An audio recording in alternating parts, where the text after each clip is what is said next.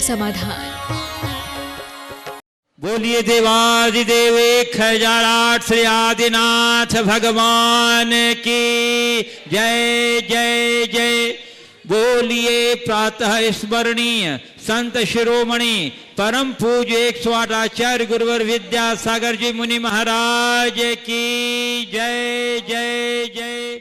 बोलिए गुणायतन प्रणेता शंका समाधान प्रवर्तक प्रखर वक्ता परम पूज्य 108 यूनिवर्सिटी प्रमाण सागर जी मुनि महाराज की जय जय जय। बोलिए परम पूज्य 108 यूनिवर्सिटी विराट सागर जी मुनि महाराज की जय जय जय। उपस्थित धर्म श्रद्धालु सज्जनों, माताओं एवं बहनों, मध्य प्रदेश के बड़वानी जिला अंतर्गत 52 गजा चूलगिरी स्थित क्षेत्र के पावन परिसर में आयोजित आज के संघ का समाधान कार्यक्रम में यहाँ उपस्थित स्थानीय श्रद्धालुजन तथा देश और विदेश के विभिन्न स्थानों से पधारे उपस्थित श्रद्धालु जनों का तथा उन सभी दर्शकों और श्रोताओं का जो आज यहाँ आयोजित संघ का समाधान कार्यक्रम का सीधा प्रसारण पारस चैनल, जनवाणी चैनल एवं प्रमाणिक ऐप के माध्यम से देख रहे हैं, सुन रहे हैं, आनंद ले रहे हैं। मैं उन सबों का 52 गजा चूलगिरी स्थित क्षेत्र ट्रस्ट कमेटी एवं चातुर्मास धर्म प्रभावना समिति की ओर से हार्दिक हार्दिक अभिनंदन करता हूं। भंवर लाल जी हरावत उदयपुर राजस्थान, अखावत भंवर लाल जी अखावत उदयपुर राजस्थान और प्रदीप बालचंद शाह फाल्टन महाराष्ट्र, श्रीमती निर्मला गोधा खरगोन और श्रीमती सुनीता अजमेरा रीवा, इन सबों ने 11-11 हजार रुपए की राशि प्रदान की है। 2000 कर ध्वनि से बंधु अभिनंदन कर दीजिए। हाँ, कौन श्रीमती सुनीता अजमेरा जो रीवा से आई हैं वो अपने साथ में खड़े हो जाएं, यहाँ उपस्थित हैं तो। हाँ, एक बार भैया कैमरा उधर घुमा दो, चलो ठीक है। और बंधुओं, जैसा कि आपको विदित ही है कि शाश्वत श्री सम्मेद शिखर जी के गुणायतन परिसर में पूज्य गुरुदेव की प्रेरणा और आचार्य श्री के आशीर्वाद से सहस्रकूट जिनालय सह कीर्ति स्तंभ का निर्माण होने जा रहा है। उसके लिए भी प्रतिदिन हमारे पास स्वीकृतियाँ आ रही हैं। आज भी हमारे पास कुछ स्वीकृतियाँ आई हैं, मैं जरूर उनके नाम का उल्लेख करूँगा। श्रीमती प्रेमलता दिलीप कासलीवाल कोटा, श्रीमती सुधा जैन, श्री सुभाष जैन भोपाल, श्री अशोक कुमार पाटनी, श्रीमती माया देवी पाटनी दिल्ली, श्रीमती सुखवती जैन धर्मपत्नी लेट प्रकाश चंद जैन गंज बसौदा, श्री प्रभु दयाल जी देवेंद्र कुमार जी गौरव कुमार जी जैन गंज बसौदा, श्री निर्मल कुमार पुष्पा देवी जैन बज गुना, ललिता देवी रमन लाल जैन अहमदाबाद, रूपाली जैन पुणे, इंजीनियर विजय जैन श्रीमती सरोज जैन भोपाल, श्रीमती किरण जैन धर्मपत्नी श्री पीसी जैन कानपुर, श्रीमती आशा बेन भजन लाल जैन अहमदाबाद, प्रोफेसर नरेंद्र कुमार जैन भोपाल, श्री अनिल जैन श्रीमती सीमा जैन पुणे और श्री प्रोफेसर विजय कुमार जैन, किरण जैन, विकास जैन, आरती जैन, विवेक जैन, वैशाली जैन, कुमारी तनिषा जैन, कुमारी हर्षा जैन एवं चिरुवंश जैन अयोध्या फैजाबाद और श्री नेमी चंद जी जैन फिरोजाबाद। इन्होंने सबों ने एक एक प्रतिमा फरीदाबाद, श्री नेमी चंद जी जैन फरीदाबाद, इन सबों ने एक एक प्रतिमा 1,21,000 रुपए की लागत से विराजमान करने की सोचिए। जोरदार करते ध्वनि अभिनंदन। और कुछ गुरुदेव आपकी अनुमति से मैं कुछ ऑनलाइन क्वेश्चन से पर अच्छा बंधुओं, मैं आमंत्रित कर रहा हूं श्री सुनील कुमार जी राजरानी विलाला इंदौर, जो गुणायतन के प्रांतीय अध्यक्ष हैं और गुणायतन के ट्रस्टी भी हैं। और उसके बाद तैयार रहना विदित निमित दिल्ली, जो संघ का समाधान पुरस्कार विजेता है। नमस्ते गुरुदेव। बोलो। नमस्ते गुरुदेव। घर का मुखिया बनना आसान नहीं, उसकी हालत टीन के उस शेड जैसी होती है जो बारिश तूफान ओलावृष्टि सब झेलता है, लेकिन उसके नीचे रहने वाले अक्सर कहते हैं कि यह आवाज़ बहुत करता है, गर्म भी जल्दी हो जाता है। गुरुदेव, मेरी जिज्ञासा यह है कि घर के मुखिया को अपने व्यवस्थित सामंजस्य कैसे रखे परिवार में। पहले वाक्य को फिर से दोहराइए, स्पष्ट समझ में नहीं आया। घर का मुखिया बनना आसान नहीं है, उसकी हालत टीन के उस शेड जैसी होती है। काय के टीन के उस पतरे के शेड किसके जैसे होती है? टीन के शेड जैसी। हाँ बोलो। हाँ, टीन के उस शेड जैसी होती है जो बारिश, तूफान, ओलावृष्टि सब झेलता है, लेकिन उसके नीचे रहने वाले अक्सर कहते हैं कि आवाज़ बहुत करता है और गर्म भी जल्दी हो जाता है। गुरुदेव, मेरी जिज्ञासा यह है कि घर के मुखिया को परिवार में कैसे व्यवस्थित सामंजस्य बिठाए? देखिए, घर के मुखिया को छप्पर बनकर रहना चाहिए, टीन बनकर नहीं। हमारी संस्कृति छप्पर बनने की है, जो छाया भी दे और आवाज़ भी न करे। ये उसकी समझदारी है। मुखिया वही है जो सबके लिए छत्र छाया बने। ये टीन सेट तो आज की परिणति है। पुराने ज़माने में तो बांस का छप्पर हुआ करता था, जो पर्याप्त छाया देता था, सर्दी गर्मी से भी बचाता था, बारिश से भी बचाता था और शोर का नाम मात्र नहीं रहता था। हमारी ये जवाबदारी है, मुखिया वही है जो अपने माध्यम से पूरे घर परिवार को अच्छे तरीके से संरक्षण दे और इस तरीके से संरक्षण दे कि कहीं किसी को कोई तकलीफ ना हो। उसके हृदय में सबके प्रति वात्सल्य और प्रेम होना चाहिए, उदारता होनी चाहिए, लोगों की योग्यता का कद्र करते हुए उन्हें प्रोत्साहन देने की भावना होनी चाहिए। किसी के प्रति पक्षपात जैसा भाव नहीं होना चाहिए, उसे कदाग्रही नहीं होना चाहिए। जो भी काम करे उदारतापूर्वक काम करे और सबको लेकर के चलने की भावना होनी चाहिए, तो वह एक सही मुखिया के रूप में अपने आप को अवस्थापित करेगा। इसलिए मैं चाहूँगा आप इस अवधारणा को बदला जाए। टीन की छप्पर मत बनिए, सच्ची छप्पर छाँव बनिए, छप्पर बनिए जिसमें छाया हो, सुरक्षा हो, शोर नहीं। नमस्ते। मास्टर विदित निमित दिल्ली और उसके बाद तैयार रहेंगी श्रीमती मंजू अजमेरा इंदौर। नमोस्तु महाराज। अच्छा, इधर से भी है, बोलो। हाँ, नमोस्तु गुरुदेव। जिस धागे की गांठें खुल सकती है उस धागे पर कैंची नहीं चलाना चाहिए। किसी भी कोई बात के बुरी लगे तो दो तरह से सोचें। यदि व्यक्ति महत्वपूर्ण है तो बात भूल जाए और बात महत्वपूर्ण है तो व्यक्ति को भूल जाए। सफलता अच्छे विचारों से आती है। गुरुदेव, मेरी जिज्ञासा यह है कि अच्छे विचार एवं सफलता के लिए क्या करें? अच्छे विचार और सफलता पाने के लिए क्या करें? हमेशा ऐसे लोगों का संसर्ग करें जिनके पास हमें अच्छी प्रेरणा मिले, जिससे हमारे अच्छे विचार हों। दूसरी बात, ऐसे लोगों से सुरक्षित दूरी रखें जिनसे हमारे विचारों में विकृति आती है, जो हमें हतोत्साहित करते हैं, जिनके अंदर नकारात्मकता होती है। और हमेशा ऐसा साहित्य पढ़ें जिससे हमें आगे बढ़ने की प्रेरणा मिले। और हम सफल होना चाहते हैं तो किसी सफल व्यक्ति को अपने जीवन का आदर्श बनाकर चलो। नमस्ते गुरुदेव। नमित विदित दिल्ली और उसके बाद तैयार रहेंगी। हाँ, निमित, हाँ लिखा, निमित लिखा, निमित विदित दिल्ली। उसके बाद तैयार रहेंगी श्रीमती मंजू अजमेरा इंदौर, दिगंबर जैन महिला समाज संस्थापक अध्यक्ष। बोलो। नमस्ते महाराज जी। महाराज जी, ऐसा क्यों होता है कि वॉयलेंट गेम्स खेलने पर, हिंसकवादी गेम्स खेलने पर हमारे कर्म बनते हैं, हालांकि ऐसी गेम्स का हमारी रियल लाइफ से कोई संबंध नहीं होता, किसी को हानि भी नहीं पहुंचती और इनका कोई अस्तित्व भी नहीं होता, फिर भी हमारे कर्म क्यों बनते हैं? देखो, आज के समय में तो साइंस पर भरोसा रखते हो। जी महाराज जी। हमारे मन पर एनवायरनमेंट का असर पड़ता है, जी पड़ता है। हम ये जानते हैं कि हम जिस वातावरण में रहते हैं हमारी भाव दशा वैसी बनती है, और जैसी भाव दशा बनती है हमारे जो भी ग्लैंड्स हैं, समझ गए, अंतःस्रावी ग्रंथियां हैं, चाहे वो एड्रिनल ग्लैंड हो, चाहे पिट्यूटरी ग्लैंड हो, उनका वैसा सिक्रेशन होना शुरू हो जाता है। तो जब हम किसी भी वायलेंट के कार्य में जुड़ते हैं, भले वो रियल नहीं है, हम गेम के ही रूप में देख रहे हैं, किसी को शूट करने की बात होती है, मन में आता है शूट कर दो, ईमानदारी से बोलो। जी महाराज जी। मारो, ऐसा भाव आता है। जी महाराज जी।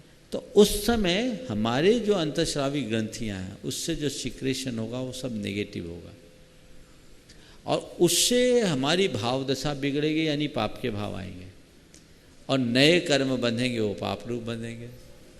तो मैंने किसी को कहा मारो या मार डालो, यानी मेरे द्वारा हिंसा हो गई,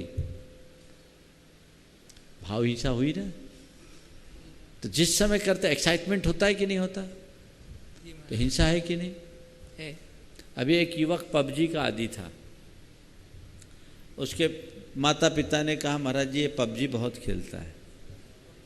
मैंने कहा ये पबजी क्या होता मुझे दिखाओ। जानता तो था फिर भी मैंने उससे कहा। उसने एप्लीकेशन खोला, दिखाया, तो उतरने के बाद गन ले करके जो फाइटिंग शुरू करता। बोले ये क्या है, ये वायलेंस है कि नहीं? बोले महाराज वायलेंस है।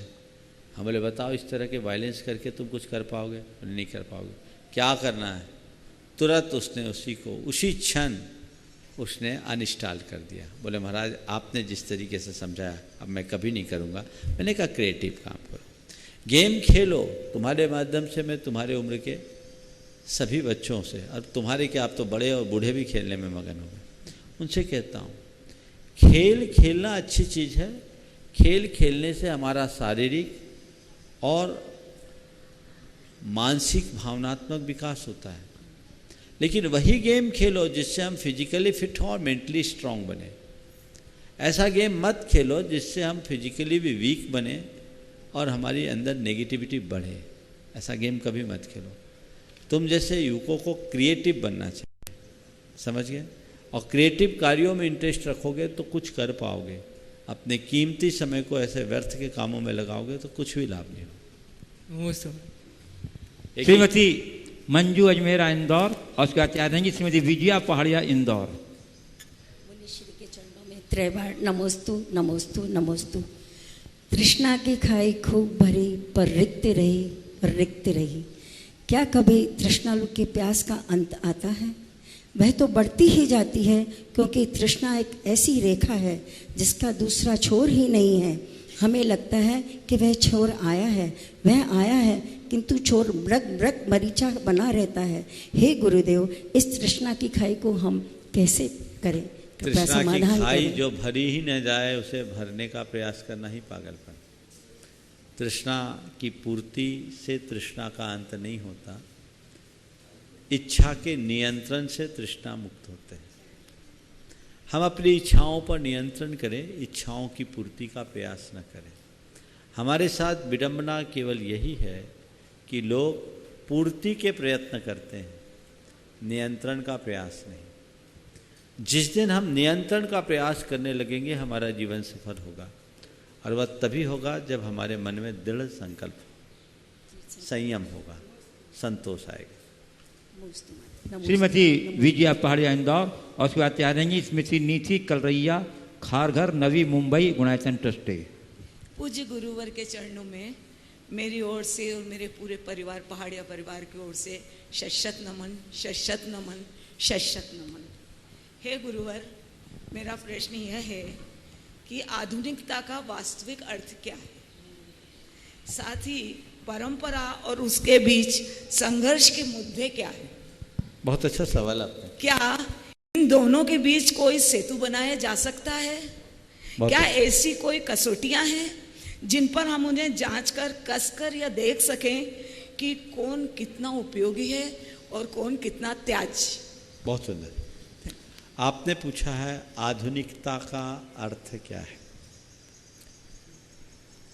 आधुनिक शब्द को अगर हम देखें तो अधुना से आधुनिक बना है। जो सांप्रतिक है वो आधुनिक है, जो चल रहा है प्रवाहमान है वो आधुनिक है। प्रायः लोग आधुनिकता का अर्थ ऐसा ही निकालते हैं, पर मेरी राय में आधुनिकता का अर्थ है काल के चेतन चिंतन से नहीं। आधुनिकता का संबंध केवल काल से नहीं है, आधुनिकता का संबंध काल की चेतना से है, चिंतन से। आज लोग आधुनिक होते हैं उसका मतलब केवल इतना समझते हैं कि हम वर्तमान समय के अनुसार चाहे जैसे फैशन हो, चाहे जैसे कल्चर हो, उसको अडॉप्ट कर लें। ये आधुनिक होने का सही अर्थ नहीं है। आधुनिक होने का मतलब अगर मुझसे पूछे तो अप टू डेट रहना ही आधुनिकता की पहचान है। और अप टू डेट रहने का मतलब है हर स्थिति में अपने आप को तैयार, तत्पर और पूरी तरह से समर्थ बना लेना। इसलिए जब कभी भी आधुनिकता के नाम पर अंधानुकरण की बात आती है तो मुझे हंसी सी आती है। आधुनिक वो है जो हर पल तरोताज हो, अपने आप को फ्रेश करके रखे। मेरे संपर्क में आज अनेक लोग हैं जो आधुनिक युग के हिसाब से जीते हैं, पर अपनी मौलिक पहचान को कायम रखते हुए। आधुनिकता की अंधी दौड़ में जब लोग अपनी मौलिकता को खो देते हैं तो वहीं उसका वजूद समाप्त होने लगता है। आपने आगे पूछा है कि क्या है, नीचे की लाइन क्या बोली थी आपने? आधुनिकता और परंपरा, कोई सेतु बनाया जा सकता है?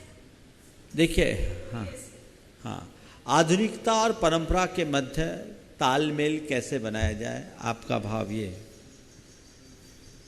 मेरी राय में आधुनिकता और परंपरा में कहीं अंतर विरोध है ही नहीं।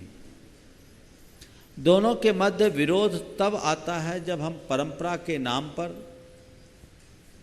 जड़ क्रियाओं में उलझने का आग्रह कर लेते हैं और आधुनिकता के नाम पर अपनी मौलिकता को खोना शुरू कर देते हैं। हम पारंपरिक बने पर अपनी मौलिकता के साथ, और आधुनिक बने अपनी मौलिकता के साथ। यदि मनुष्य के साथ मौलिकता जुड़ी हो तो परंपराएं भी निभेगी और आधुनिकता भी उसके साथ जुड़ी रहेगी। मैं पुरानी सभी बातों को सही नहीं मानता और आज की सब बातों को गलत नहीं मानता। बहुत सारी पुरानी बातें ऐसी हैं जो आज हमारे किसी काम की नहीं, और आज के दौर में बहुत सारी ऐसी बातें हैं जो पूरी तरह अर्थहीन हैं। हमें उनकी सही समीक्षा करनी चाहिए और जो एक शब्द मैंने कहा, मौलिकता की रक्षा करते हुए अपने जीवन को आगे बढ़ाना चाहिए। ये मौलिकता एक ऐसा सेतु है जो आधुनिक और पारंपरिक हमें दोनों बना करके चलता है और हम अपने जीवन को उसके हिसाब से बखूबी आगे बढ़ा सकते हैं। श्रीमती नीति कलरैया, खारगर, नवी मुंबई, बात आ रही। श्रीमती जयमाला जैन, खारगर, नवी मुंबई। मेरे अनंत उपकारी गुरुवर के चरणों में कोटिशः वंदन। महाराज जी, कौन अपना है और कौन पराया? यदि अब मेरी आत्मा अपनी है, बाकी सब पराए हैं, तो इसी आत्मा को अंतिम समय जब वृद्धावस्था आती है तब इंद्रियां शिथिल हो जाती हैं, शरीर शिथिल हो जाता है और मन कमज़ोर हो जाता है और घर परिवार के लोग प्रतिकूलता, मतलब परिस्थिति प्रतिकूल होती है। तो ऐसे समय में वह मन, वो आत्मा किस तरह अपना समाधि वरण करे? देखिए, बात तो यथार्थ है कि आत्मा के अतिरिक्त जो कुछ है सब पर है, लेकिन और उस आत्मा को पर की कोई अपेक्षा भी नहीं। आत्मा के अलावा सब पर है और आत्मा को पर से कोई लेना देना भी नहीं। आत्मा स्वावलंबी है, न उसे समाधि की बात है न व्याधि की बात है। आत्मा तो आत्मा है और आत्मस्थ व्यक्ति को पर के आलंबन की जरूरत नहीं। लेकिन शरीर पर आश्रित है, ये पर है और पर के आश्रित है। वृद्धावस्था शरीर की होती है कि आत्मा की? शरीर की। वृद्धावस्था में समाधि संधारण शरीरधारी करता है कि आत्मा? आत्मा की भावना है, लेकिन करना तो शरीर के लिए है। तो ये चीज हमें समझना चाहिए कि आत्मा के अतिरिक्त सब पर है, लेकिन पर में भी कुछ हैं जो हमारे लिए साधन है, सहायक है, और कुछ हैं जो बाधक है। जो साधक है उनको हम संभालें और जो बाधक है उनसे अपने आप को बचाएं। यदि कोई ये मान कर एकांत से बैठ जाए कि आत्मा के अतिरिक्त सब पर है, तो फिर भोजन पानी क्यों कर रहे हो? खाना पीना क्यों कर रहे हो? फिर समाधि के लिए वृद्धावस्था तक की प्रतीक्षा क्यों? सब अन्न पान छोड़कर हाथ पे हाथ धरो और ऊपर पहुंच जाओ। ऐसा नहीं। हमारे यहां कहा गया शरीर भले पर है, पर आत्मशुद्धि की साधना का ये आधार है। शरीर माध्यम खलु धर्म साधना। इसलिए काया राखे धर्म, इस उक्ति को ध्यान में रखते हुए भले शरीर पर है फिर भी शरीर के प्रति तुम थोड़ा ध्यान रखो, लेकिन आत्मा के लिए शरीर का रक्षा करो, शरीर के पोषण के लिए नहीं। तो ये दृष्टि जिसके अंदर होती है वो इन सब चीज़ों को व्यवहार से अपना मानकर चलता है। मेरा पर कोई नहीं है, लेकिन अगर मैं संग में हूँ तो मुझे अपने संग के साथ अपना वात्सल्य भाव बनाकर रखना होगा और एक दूसरे का पूरक और प्रेरक बन करके जीना होगा। मैं चाहता हूँ कि आखिरी में लोग मुझे सहारा दे, तो अभी मुझे जवानी में अगर किसी को सहारे की अपेक्षा है तो उत्साहित होकर सहारा देना पड़ेगा। तो आदमी कभी अलग थलग नहीं पड़ेगा। आप अपने व्यवहार को इस तरह का बनाइए कि जीवन की आखिरी सांस तक लोग एक दूसरे के साथ जुड़कर साधर्मी वात्सल्य का उत्कृष्ट उदाहरण प्रस्तुत कर सके, तो ये सारी दुविधाएं खत्म होगी। हाँ, अंतरंग में एकत्व की भावना को इतनी गहरी बनाना चाहिए जिससे कि हम परावलंबी बने नहीं, परमुखापेक्षी बने नहीं और अपनी स्थिरतापूर्वक अपने जीवन को आगे बढ़ा सकते। श्रीमती जयमाला जैन, खारघर, नवी मुंबई। उसके बाद तैयार रहेंगे श्रीमती रश्मि निश्चल जैन, औरंगाबाद, महाराष्ट्र। नमस्ते गुरुदेव, मैं पूरे परिवार का नमस्ते। ओवर कॉन्फिडेंस कहाँ तक घातक है और कहाँ तक उपयोगी है? क्या ओवर कॉन्फिडेंस? हाँ, कहाँ तक घातक है, कहाँ तक उपयोगी है? देखिए, ओवर कॉन्फिडेंस कहीं उपयोगी नहीं है। जो ओवर है वो सब ओवर ही है, इसलिए हमें कोई काम ओवर नहीं करना चाहिए। श्रीमती रश्मि निश्चल जैन, औरंगाबाद। नमोस्तु गुरुवर, नमोस्तु। मैं और मेरे पटवारी खानदान की तरफ से सत सत नमन। मुनीश्री, आँखें तो दो होती हैं परंतु दृष्टियाँ अनेक हैं। दृष्टियाँ नीचे देखने की हो तो अपध्यान, ऊपर देखने की हो तो धर्म ध्यान। चकोर धरा पर रहकर भी आकाश की ओर देखता है, चील आकाश में उड़ते हुए भी जमीन की ओर देखता है। तो योगी और भोगी की दृष्टि में क्या अंतर है? मुनीश्री समाधान। बहुत अच्छा सवाल किया। बात वाक्य कहा, आंखें दो हैं दृष्टियाँ नहीं। आपने पूछा है नीचे देखे तो अपध्यान और ऊपर देखे तो हमारा धर्म ध्यान। वस्तुतः सब कुछ हमारे दृष्टिकोण पर निर्भर करता है, हम किस दृष्टि से किसे देख रहे हैं। आपने कहा चकोर ऊपर की तरफ देखता है, चील नीचे की तरफ देखता है। मैं तो यही कहूँगा, अगर अपने जीवन को ऊर्ध्वगामी बनाना है तो हमेशा चकोर की तरह अपने लक्ष्य को रखो, ऊर्ध्व दृष्टि रखो। जिसकी दृष्टि ऊंची होती है वही अपने जीवन को ऊंचा उठा सकता है। श्रीमती नमस्ते महाराज जी। इनके बाद तैयार रहेंगी श्रीमती अनिता पाटनी, गुवाहाटी। पिछले 5-6 वर्षों से आपको लगातार सुन रही हूँ, बहुत ही आत्मसंतुष्टि मिलती थी, किंतु आज आपके प्रत्यक्ष दर्शन करके मन इतना प्रफुल्लित है कि मेरे पास शब्द नहीं है कि मैं क्या कहूँ आपके लिए। प्रश्न मेरा ये है कि जब हमारे जीवन में अनुकूलताएं होती हैं तो हमें मंदिर, पूजा पाठ सब अनुकूल लगते हैं, हम नॉर्मली जैसा करते हैं वैसा करते चले जाते हैं। किंतु जब हमारे जीवन में प्रतिकूलताएं आती हैं तब हम उन स्थितियों में अपने आप को कैसे संभालें? क्या हमारा ये सोचना ठीक है कि भगवान सब ठीक कर देंगे? और क्या साथ में हम ऐसे क्या अपने मन में भाव लाएं, ऐसे कैसे विश्वास को जगाएं कि अपनी आस्था और दृढ़ हो सके?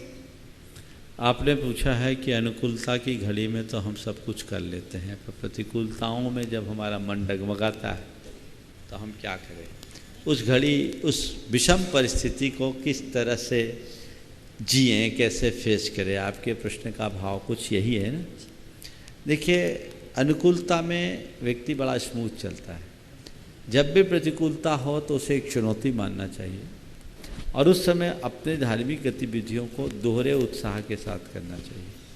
ठीक वैसे ही जैसे हम बीमारी आने पर दवाई के प्रति उत्साहित होते हैं, बुखार आया तुरंत डॉक्टर को दिखाते हैं और जैसी बीमारी उसके अनुरूप डोज लेते हैं कि नहीं लेते? तो जो विश्वास डॉक्टर पे है वही विश्वास भगवान के ऊपर। वहीं आ रहा हूँ।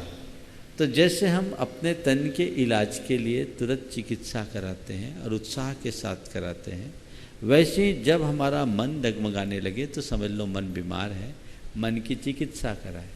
और मन की चिकित्सा कहाँ कराए? जो मन के चिकित्सक उनके पास जा कर के कराए। या तो गुरु की शरण में जाए या प्रभु की शरण में जाए, हमारे मन की चिकित्सा होगी, हम तरोताज हो जाएंगे, सब बातें सहज होने लगे।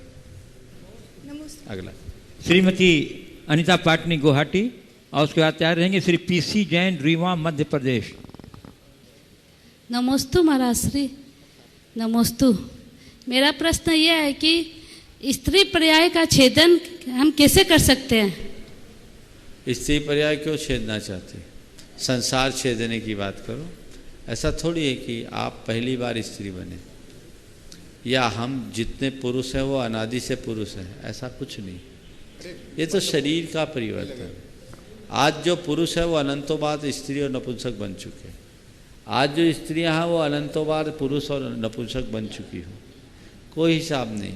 इसलिए पर्याय बुद्धि मत रखो, संसार को छेदने की बात करो, स्त्री पुरुष से ऊपर उठने की कोशिश करो, आत्मदृष्टि रखो। आत्मा न स्त्री है, न पुरुष है, न नपुंसक है। आत्मा तो आत्मा है, वह शरीर से परे है, देहातीत है। जब ये भेद विज्ञान मूलक सम्यक दर्शन होगा तभी हम अपना वास्तविक आत्मोद्धार कर सकेंगे। श्री पीसी जैन रीवा मध्य प्रदेश, वह तैयार रहेंगे रिया जैन मेरठ उत्तर प्रदेश।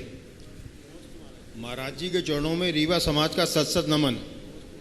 महाराज जी, मेरा आग्रह ये है कि मैं गणेश वर्णी जी का एक कथन पढ़ रहा हूँ, कृपया उसे स्पष्टीकरण करने का कृपा करें। कथन है, कल्याण का मार्ग अन्यत्र नहीं है, ना तो तीर्थ में है, ना पुराण में है, ना संत समागम में है, अपितु केवल मूर्छा छोड़ने में है। जहाँ तक बन सके पर की अपेक्षा छोड़ो, पर से ना तो किसी का कल्याण हुआ है ना होगा। निवेदन ये है कि पर क्या है ये स्पष्ट करने की कृपा करें महाराज जी। बहुत अच्छा सवाल है, वाक्य बहुत अच्छा किया। कल्याण हमारा तब होगा जब हम पर से मूर्छा छोड़ेंगे। आपने पूछा है पर क्या है? अपने अलावा जो है सब पर है। अपने अलावा क्या? यानी जो मैं हूँ बस वह है, बाकी सब पर है। मेरे अलावा क्या है? मेरा ये शरीर है, मेरे विचार है, मेरे अंदर होने वाले विकार है, ये सब पर है। मेरी संपत्ति वो पर है, मेरे संबंधी वो पर है। इन सब के प्रति ममत्व जब तक मेरा बना रहेगा मैं संसार में अटका रहूँगा। ये ममत्व छूटेगा तभी संसार से पार उतरूँगा। रिया जैन मेरठ उत्तर प्रदेश, उसके बाद तैयार रहेंगे प्रांजल जैन बाकल जबलपुर। रिया जैन नहीं है, चलिए प्रांजल जैन बाकल जबलपुर, और उसके बाद तैयार रहेंगी सीमा जैन, नाम नहीं लिखा उन्होंने कौन से स्थान के हैं, वो भी नहीं है। चलिए सोहिल जैन खरगोन, अपना नाम बोल दीजिए। सीमा जैन, चलिए उसके बाद सोहिल जैन खरगोन तैयार रहना। नमोस्तु नमोस्तु महाराज श्री, नमोस्तु महाराज जी। मेरा ये क्वेश्चन है कि हमारे घर में यदि हमसे बड़े बुजुर्ग हैं और उसी समय हमारा देवदर्शन का नियम भी है और हम चाहते कि हम उनकी सेवा भी करें, तो हम क्या उचित है, देवदर्शन करने जाएं या उनकी सेवा करें? सेवा करके भी तो देवदर्शन के लिए जा सकते हैं। दोनों काम कीजिए, तो दोनों काम कीजिए। चलिए श्री सोहिल जैन खरगोन मध्य प्रदेश, और उसके बाद तैयार रहेंगे बाल ब्रह्मचारी तरुण भैया जी इंदौर। महाराज जी के चरणों में बारंबार बारंबार नमोस्तु नमोस्तु नमोस्तु। महाराज जी, मेरा क्वेश्चन है, कौन से कपड़े पहनूं जिससे मैं अच्छा लगूं? ये तो हम रोज सोचते हैं। कौन से कपड़े पहनूं ये तो हम रोज सोचते हैं, जिससे मैं अच्छा लगूं ये तो हम रोज सोचते हैं। पर कौन से कर्म करूं जिससे मैं भगवान को अच्छा लगूं, ये कोई कभी नहीं सोचता। तो महाराज जी, हम ऐसे कौन से अच्छे कर्म करें जिससे हम भगवान को अच्छा लगे? सबसे पहले तो रोज ये सवाल अपने मन में, अब भगवान के आदर्शों पर चलना शुरू कर दो, काम हो जाएगा। मुश्किल ये है कि ये वाक्य तो हमें अच्छे लगते हैं, लेकिन वाक्य के भाव के अनुरूप चलना अच्छा नहीं लगता। जब हम चलना शुरू करेंगे तभी मंजिल पर पहुंचेंगे। नमस्ते। अभिषेक जैन का प्रश्न है, हाँ पूछ लो, आप भी पूछ लो फिर भैया। नमस्ते महाराज जी, नमस्ते। गले में लग जाने वाली गठान, धागे में बन जाने वाली गठान और रुमाल में लग जाने वाली गठान जो हानि पहुंचाती है, उससे कहीं ज़्यादा हानि किसी व्यक्ति के प्रति मन में बन जाने वाली गठान से पहुंचती है। इसका समाधान? बिल्कुल सही वाक्य कहा है, मन की गांठें खोलो, और मन की गांठें खोलना है तो भावना योग करो। भावना योग अभी आने वाले 10, 11, 12 तारीख को त्रिदिवसीय यहाँ शिविर आयोजित किया है, जिसकी सूचना आपको कल विधिवत दी गई। पिछले 31 मई, 1 और 2 जून को 3 त्रिदिवसीय भावना योग का पहला शिविर आपके सिद्धवर कूट में बहुत भव्यता के साथ संपन्न हुआ और 200 प्रतिनिधि उसमें भाग लिए, बड़े आनंद से रहे। इस बार भी मात्र 200 ही सीट है, ज़्यादा नहीं है। लेकिन जो लोग अपने जीवन को परिवर्तित करना चाहते हैं, अपने तन के स्वास्थ्य, मन की मस्ती और आत्मा की पवित्रता को बनाए रखना चाहते हैं, वो भावना योग को अटेंड करें। ये एक ऐसा कार्यक्रम है जो आपको सशक्त, स्वस्थ, समर्थ, सशक्त और सकारात्मक जीवन जीने की सामर्थ्य देगा। आप अपनी क्षमताओं को पूरी तरह विकसित करने में समर्थ हो जाएंगे। तो जो लोग भी हैं वे भावना योग से शामिल होना चाहते हैं, 3 दिन का कार्यक्रम है। खासकर मैं युवाओं को विशेष रूप से कहूँगा वो आए और इसका लाभ लें। पिछले शिविरों के बाद जो लोग इसका नियमित प्रयोग कर रहे हैं, बहुत अच्छे परिणाम हैं। आने वाले शिविर में उसकी भी जानकारी आप सबको दी जाएगी। बहुत सारे आधुनिक उपकरणों के माध्यम से उसकी जांचें भी हो रही है। आप लाभ लें, जो हमारे जीवन को हमारे जीवन में स्थायी बदलाव ला सके और हम अपने जीवन का सार पा सके। ये हमारी मूलभूत एक ऐसी साधना पद्धति है जिसे जैन मुनियों ने हजारों वर्षों से अपनाकर अपना कल्याण किया है। मैंने उसे ही नए तरीके से व्याख्यायित किया है, जो हमारी प्राचीन शैली आधुनिक विज्ञान के साथ मेल खाती हुई हमारे जीवन को बदलने का आधार बनती है, जिसे आज वैज्ञानिकों ने न्यूरो साइको इम्यूनोलॉजी से जोड़ा है, जिसमें हम ऑटो सजेशन और लॉ ऑफ अट्रैक्शन के सिद्धांतों को अपनी भावना योग के साथ पाएंगे। ये शब्द आज के हैं, ऑटो सजेशन और लॉ ऑफ अट्रैक्शन के। हमारे आचार्यों ने वर्षों पूर्व हमारे ग्रंथों में न केवल लिखा है, अपितु इसकी साधना और अभ्यास से अपने जीवन को पार लगाया है। ये अवसर है हम सबके लिए। मैं तो चाहूँगा हर कोई इसका लाभ ले। नियमित घर में भी आप प्रयोग कर सकते हैं। ये सब चीज़ें यूट्यूब पर प्रमाणिक ऐप पर उपलब्ध है। हजारों लोग इसका नियमित प्रयोग कर रहे हैं। समय समय पर सोमवार को शंका समाधान की जगह भी ये आ जाता है, लोग लाभ ले रहे हैं। मेरे पास अनेक लोगों की व्यक्तिगत रूप से सूचना आई है जिनने भावना योग का लाभ उठाया है। पर जो लोग प्रत्यक्ष आकर लाभ लेना चाहते हैं, इस चातुर्मास में ये पहला अवसर है। मैं कोशिश करूँगा हर महीने में एक बार कम से कम ऐसा कार्यक्रम हो और जो लोग लाभ ले सके। छुट्टियों के ये 3 दिन हैं, 3 दिनों का अगर आप उपयोग करें तो आप अपने जीवन में एक बहुत बड़ा परिवर्तन घटित कर सकते हैं। जिन्हें भी इसका लाभ लेना है, शीघ्रता से समिति से संपर्क करके अपना पंजीयन कराएं। नमस्ते बंधुओं, पूज्य गुरुदेव ने अभी भावना योग के महत्व पर प्रकाश डाला। यह अपार जन भावना बहुत लोगों की डिमांड थी कि गुरुदेव ये होना चाहिए। गुरुदेव ने लोगों की भावना को ध्यान रखते हुए तो यहाँ की कमेटी ने व्यवस्था की है भावना योग आगामी 10, 11, 12 अगस्त जैसा बताया गया। और इसके लिए आप ऑनलाइन रजिस्ट्रेशन कर सकते हैं। इसके लिए निबंधन और ये प्रमाणिक ऐप पर उपलब्ध है ऑनलाइन फॉर्म, वो उसके लिए निबंधन और मुनि प्रमाण सागर .net पर भी वो फॉर्म उपलब्ध है। प्रमाणिक ऐप पर और मुनि प्रमाण सागर .net पर फॉर्म उपलब्ध है और उसके लिए निबंधन शुल्क की राशि 1100 रुपये रखी गई है और मात्र 200 सीट इसके लिए रिजर्व है। इसलिए आप इस योजना का और सभी को एक किट दिया जाएगा बंधु, हाँ, जिसमें उनकी वहाँ का जो ड्रेस कोड है वो भी रहेगा और अन्य आवश्यक सामग्रियां भी उसके अंदर में रहेंगी। ये 200 रुपया तो सिर्फ 1100 रुपया तो सिर्फ टोकन है, नहीं बहुत खर्चे तो बहुत आते हैं, लेकिन इसलिए कि हाँ लोग यहाँ आए अधिक संख्या में और सम्यक उपयोग हो सके भावना योग का। और इसी क्रम में मैं आपको एक बात और बता देता हूँ कि आगामी पर्युषण पर्व के प्रसंग में जैसा कि होता है हर साल, श्रावक संस्कार शिविर का भी आयोजन पूज्य गुरुदेव के आशीर्वाद से यहाँ समिति कर रही है और इसके लिए 3100 रुपये की राशि निबंधन शुल्क के रूप में रखी है। 3100 रुपया और इसका भी फॉर्म प्रमाणिक ऐप और मुनि प्रमाण सागर .net पर उपलब्ध है। आप इसका उपयोग करके शीघ्रता के साथ अपना रजिस्ट्रेशन करा लीजिए। और जैसा पूज्य गुरुदेव ने कहा था कि हाँ, सावक संस्कार शिविर में 70 वर्ष से ऊपर या जो किसी बीमारी से ग्रस्त हैं या जो चलने फिरने में अपने असमर्थ महसूस करते हैं वे नहीं आवे, युवा संख्या ज़्यादा आवे ताकि वो संस्कारित हो तो हमारे देश का भविष्य आगे समृद्ध होगा। और हमारे मैं आमंत्रित कर रहा हूँ बाल ब्रह्मचारी तरुण भैया जी इंदौर को। नमोस्तु भगवान। महाराज जी, प्रतिकूल समय, प्रतिकूल स्थान और प्रतिकूल संयोग में हम सुख का अनुभव कैसे करें, सकारात्मकता कैसे बढ़ाएं? बहुत अच्छा सवाल किया है। प्रतिकूल समय, प्रतिकूल स्थिति और प्रतिकूल स्थान में हम सुख का अनुभव कैसे करें? कुछ नहीं करें, मन को अनुकूल बनाना। यदि हम परिस्थिति को अनुकूल नहीं बना सकते, ये बात सच है और वो हमारे हाथ में भी नहीं है, पर मन को तो परिस्थितियों के अनुकूल बना सकते हैं। यदि मनुष्य मन को परिस्थितियों के अनुकूल बनाने में समर्थ हो जाए तो सारी स्थितियां स्वतः ठीक हो जाएगी। मैं एक घटना बताता हूँ। मन को अनुकूल बनाने का परिणाम क्या होता है?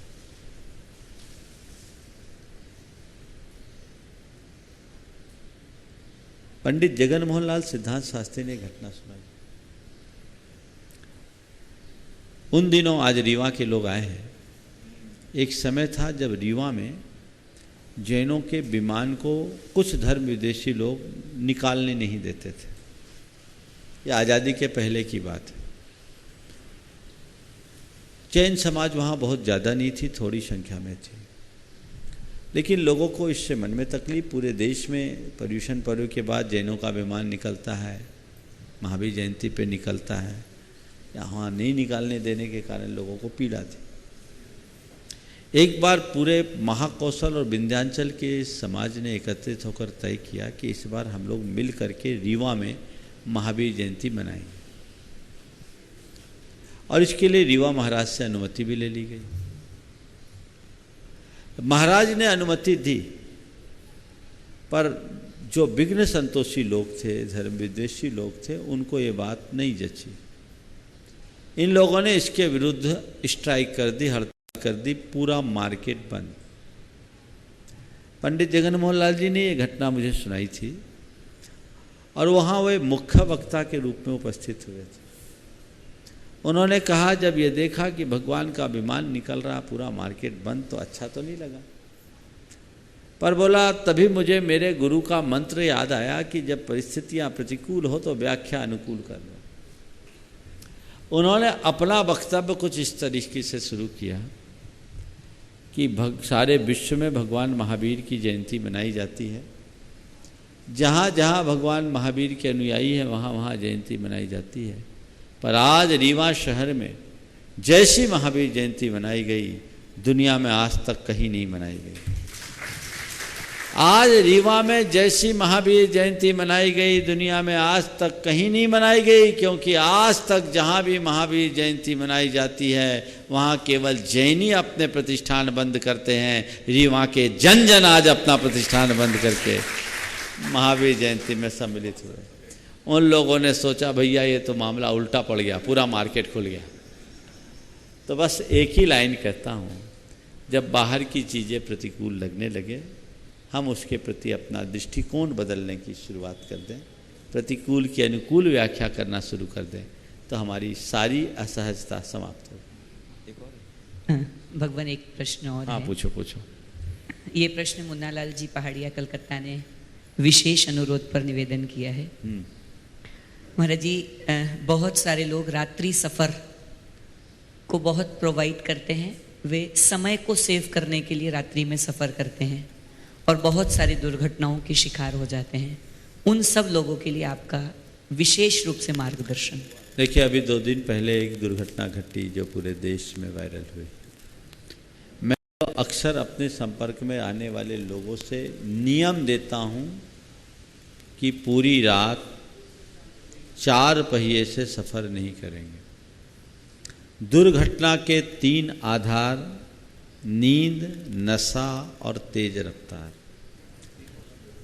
प्रायः लोग नाइट सेविंग की बात करते हैं, हमें लाइफ सेविंग की बात करनी चाहिए। क्यों भागते हैं? रात सोने के लिए, भागने के लिए नहीं। मैं सभी से कहना चाहूँगा कि जब कभी भी ऐसा कोई ज़रूरी काम हो तो आप बस से चले जाएं, ट्रेन से चले जाएं। आजकल चार्टेड बसेस चलती हैं, लेकिन 4 पहिए वाहन से कभी मत चलें। आपको नींद आ जाए, आपको ना आए, सामने वाले को आए, कोई भरोसा नहीं। मैंने एक घर से एक साथ 5 की अर्थी उठते देखी है। ऐसे भयानक दुर्घटनाएं होती है, लेकिन लोग इसके प्रति चेतते नहीं। मनुष्य को चाहिए कि इसके प्रति सावधान हो। आप सबसे भी मैं कहूँगा, सुरक्षात्मक प्रावधानों का पूर्णतया पालन करें। आप गाड़ी में चलते हैं, स्पीड तो ओवर रखते हैं, लेकिन सेफ्टी बेल्ट लगाने की कोशिश नहीं करते हैं। सीट बेल्ट लगाने की कोशिश नहीं करते हैं, जबकि उसमें आपकी सुरक्षा है। गाड़ी स्टार्ट होते ही लगाना चाहिए। 2 व्हीलर में चलते हैं या किसी को बैठाते हैं, हेलमेट का प्रयोग करना क्यों नहीं चाहते हैं? आपको उसका प्रयोग करना चाहिए।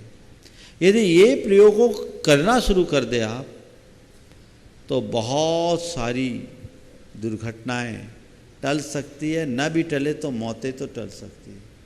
इसलिए इस प्रसंग में आपने इस मंच के माध्यम से जो संदेश सब जगह पहुंचाया है, मैं कहना चाहूँगा, संकल्प लो। 12 बजे से 5 बजे तक हम जर्नी नहीं करेंगे। हम अपनी यात्रा को इसी तरीके से प्लान करेंगे कि 12 बजे तक कहीं टिक जाएं। बहुत ज़्यादा हो तो 10-5 मिनट ऊपर नीचे करें। आजकल सब जगह साधन मिलते हैं।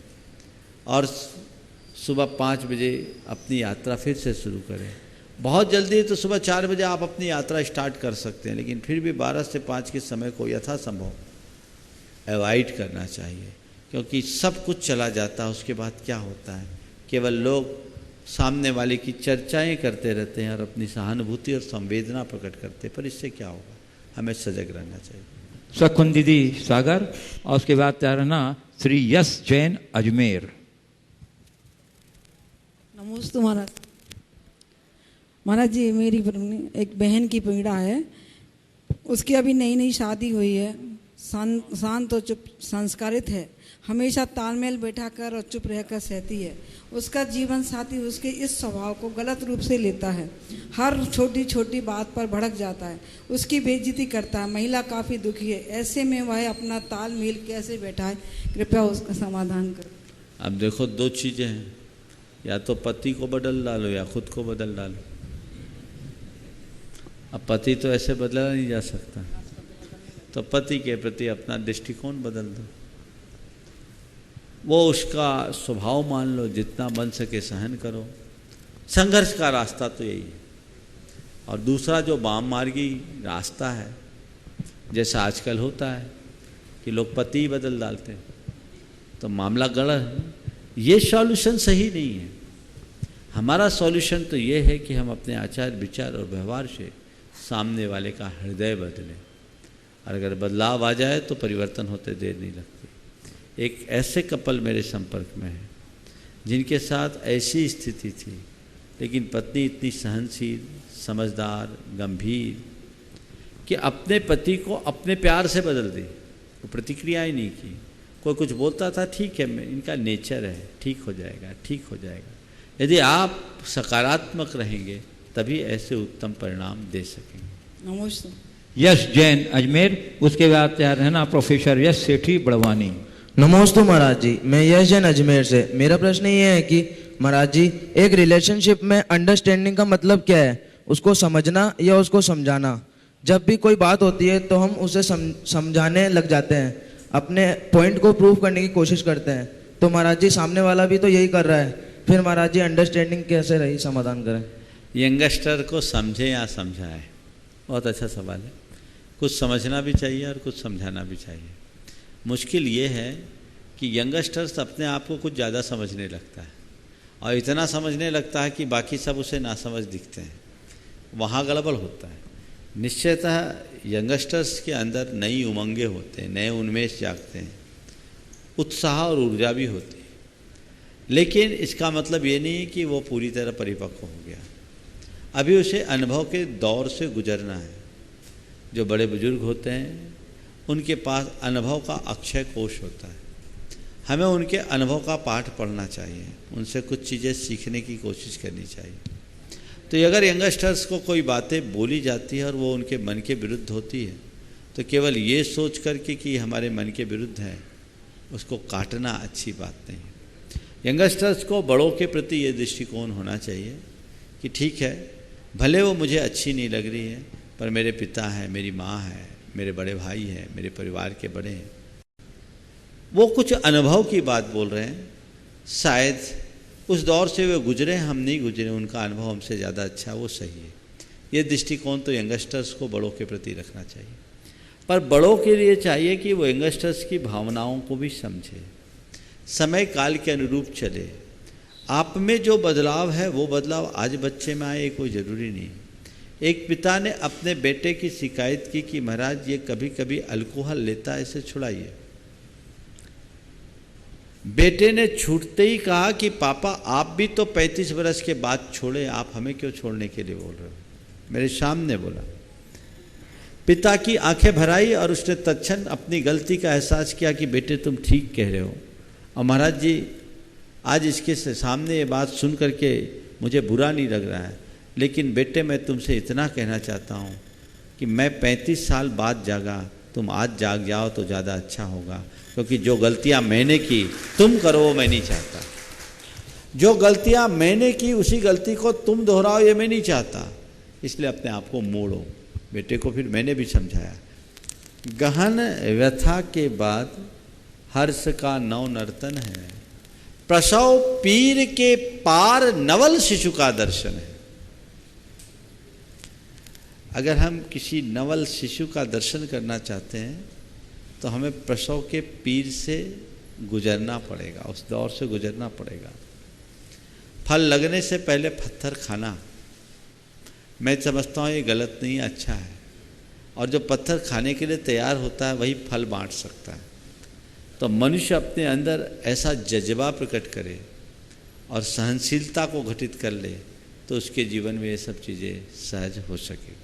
नमस्ते बंधुओं, मैं अन्य जिज्ञासु को आमंत्रण के पूर्व एक महत्वपूर्ण सूचना आपको देना चाहता हूँ कि आगामी कार्तिक माह के अष्टानिका पर्व के पावन प्रसंग में पूरे देश से जो बहुत डिमांड आ रही है गुरुदेव के द्वारा होने वाले संस्कृत विधान का, तो यहाँ की कमेटी ने गुरुदेव के आशीर्वाद से यह निर्णय किया है कि आगामी कार्तिक माह के अष्टानिका में यहाँ 52 मंडलीय सिद्ध चक्र महामंडल विधान जो संस्कृत में रचित है उसका आयोजन होगा। और उसके लिए रजिस्ट्रेशन प्रति बने वो मंडल 1,51,000 रुपये की राशि निर्धारित की गई है। और इसका भी फॉर्म प्रमाणित ऐप, अच्छा इसकी सूचना इसमें जो अब माने लेना चाहते हैं मंडल, हाँ इसके इस संदर्भ में बता रहा हूँ, इसमें भी सिर्फ 52 ही मंडल हैं। हमारे पास 12 नाम तो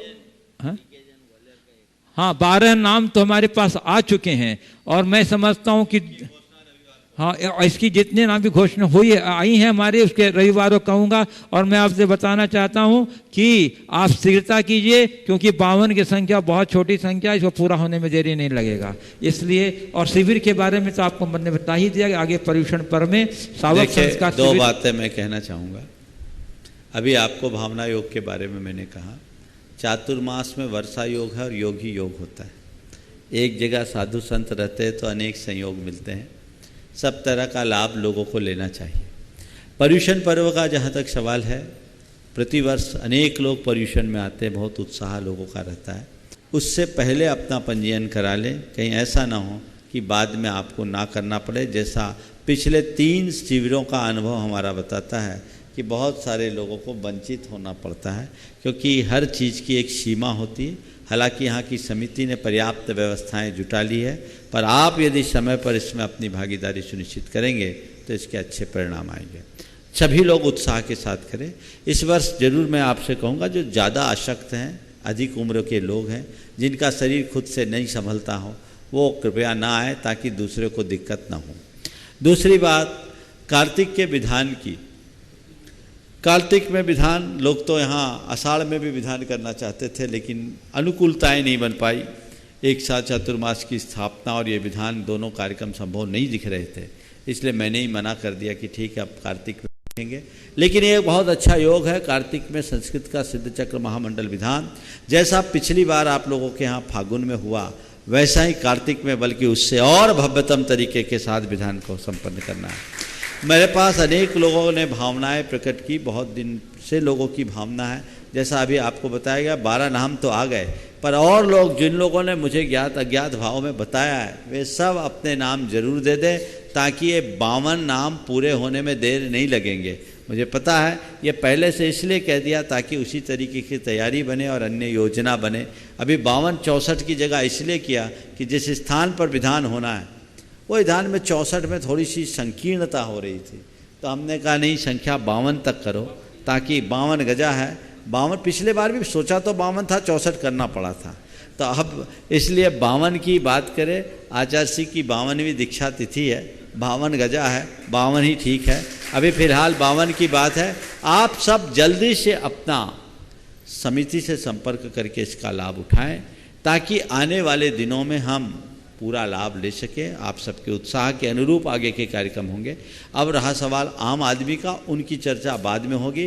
अभी केवल मंडल वालों का आरक्षण होगा, बाकी लोगों के आरक्षण की सूचना आपको समय पर दी जाएगी। और जो लोग अपने द्वारा सिद्ध चक्र विधान का लाभ लेना चाहते हैं, इसका एक अच्छा अवसर है, सब लोगों को ज्ञात है। ज़्यादा कुछ कहने की मैं आवश्यकता महसूस नहीं करता, लेकिन इस बार पहले से सूचना इसलिए दे दी गई क्योंकि ये कार्यक्रम बहुत ही अच्छे तरीके से सुनियोजित तरीके से संपन्न हो और आप लोग भी इसमें पूरी तरह से भागीदारी सुनिश्चित कर सके। तो इस चातुर्मास के प्रारंभिक चरण के ये 3 कार्यक्रमों की आपको जानकारी दी गई है। आप इसका भरपूर लाभ उठाकर अपने जीवन को कृतार्थ करें। सबका अपना अपना तेज, अपना अपना अलग अलग महत्व है, लेकिन ऐसे सिद्ध क्षेत्र में ऐसे अवसरों का लाभ उठाएंगे तो निश्चयतः वह हमारे जीवन के लिए एक कारगर उपलब्धि का रूप धारण करेगा। ब्रह्मचारी संतोष पांड्या इंदौर, उसके बाद तैयार रहेंगे शांति लाल जी अग्रवाल इंदौर। गुरुवर के चरणों में नमोस्तु नमोस्तु नमोस्तु गुरुवर। इधर में आजकल हमारा तीर्थाटन का बहुत प्रचलन चल रहा है, तो उसके जीवन में क्या महत्व है? तीर्थाटन साथ ही हाँ, मतलब ये अपने तीर्थ यात्रा वगैरह का सामूहिक, और कुछ लोग आर्थिक सहयोग के द्वारा भी तीर्थाटन करते हैं, उसके पुण्य में क्या फर्क पड़ता है? देखिए, तीर्थ यात्रा को हमारे 7 पुण्य के स्थानों में एक से स्थान बताए।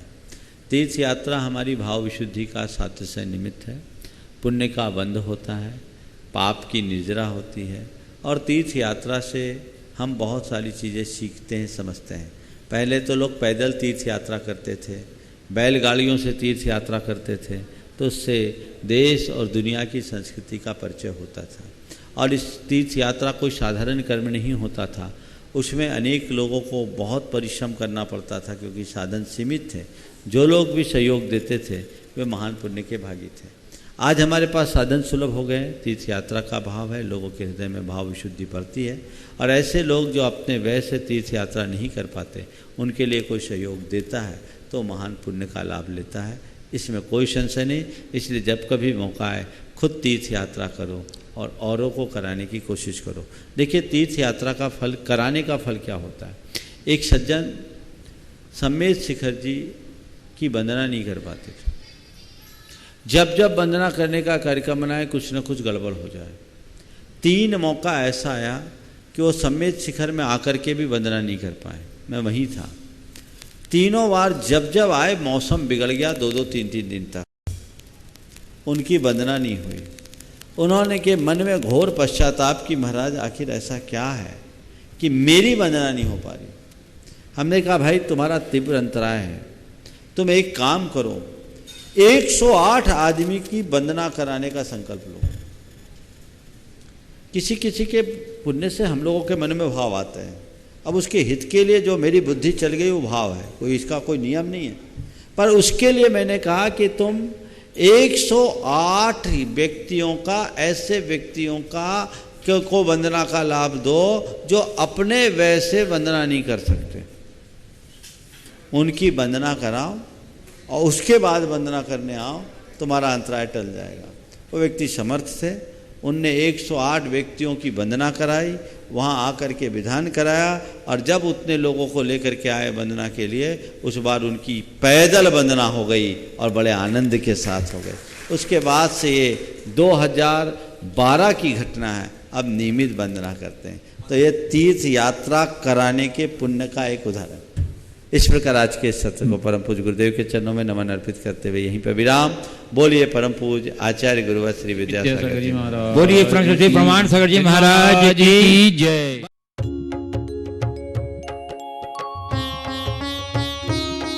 शक का समाधान